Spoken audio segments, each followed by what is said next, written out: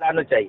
दो दाढ़ी फेमस है पूरे हिंदुस्तान में इन दिनों में, एक राहुल गांधी की, एक आपकी जी। वे गांधीवादी नेता हैं और आप क्रांतिकारी नेता हैं। क्या रणनीति रहेगी आने वाले चुनाव में? आप सीधा ललकार रहे, सभी राजनीतिक दलों को ललकार रहे। क्या युवा वर्सेस अन्य राजनीतिक दल, ऐसा कुछ देखने को मिलेगा आने वाले समय में? युवा प्लस किसान वर्सेस राजनीतिक पार्टी नेता, क्योंकि हम किसान के बेटे सामान्य प्रयास है, तो ये तो लड़ाई चली रही है। हमने कह दिया विकल्प हमारे पास बहुत है, इनको मांगे।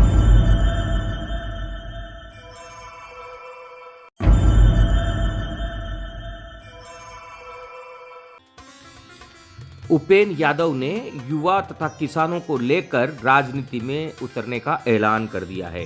युवा और किसानों को एकजुट कर अगर उपेंद्र यादव राजनीति में आते हैं तो दोनों दलों के लिए बहुत बड़ी परेशानी का सबब होगा। इस बार आम आदमी पार्टी भी राजस्थान में दोनों दलों को नुकसान पहुंचाएगी।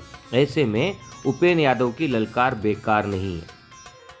मैं तो मुख्यमंत्री जी, अब आगे क्या प्लानिंग है आपकी? आगे प्लानिंग लड़ रहे हैं, चुनाव आगे वो लड़ेंगे, हम लड़ेंगे युवा वर्सेस किसान।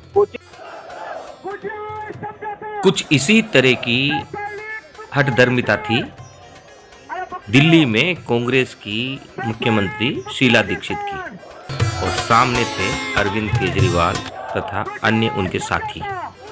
और हठधर्मिता का फल ये रहा कि बेरोजगार युवाओं, किसान तथा नाराज जनता ने सत्ता के विपरीत एक ऐसे दल को सत्ता में बिठा दिया जिसे दिल्ली से उतार पाना आज किसी के बस की बात नहीं।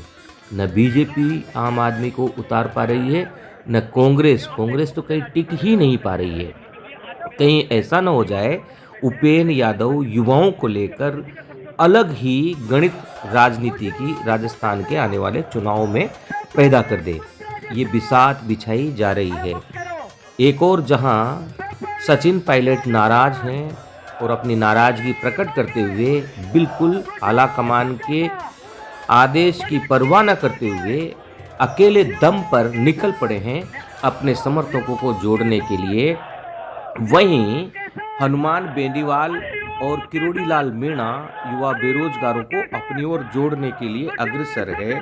ऐसे में उपेंद्र यादव का यह कह देना कि राजस्थान में युवा, बेरोजगार तथा किसानों को लेकर वे आने वाले समय में कांग्रेस सरकार और अन्य राजनीतिक दलों से दो हाथ कर सकते हैं, एक अलग ही गणित को यहाँ प्रकट कर रहा है।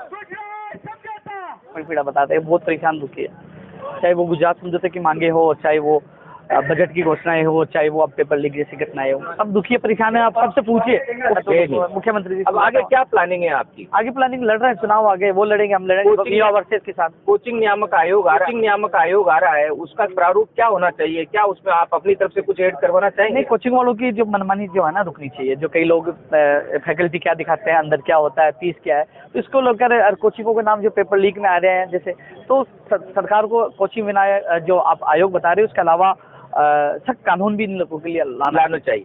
दो दाढ़ी फेमस है पूरे हिंदुस्तान में इन दिनों में, एक राहुल गांधी की, एक आपकी जी। वे गांधीवादी नेता हैं और आप क्रांतिकारी नेता हैं। क्या रणनीति रहेगी आने वाले चुनाव में? आप सीधा ललकार रहे, सभी राजनीतिक दलों को ललकार रहे।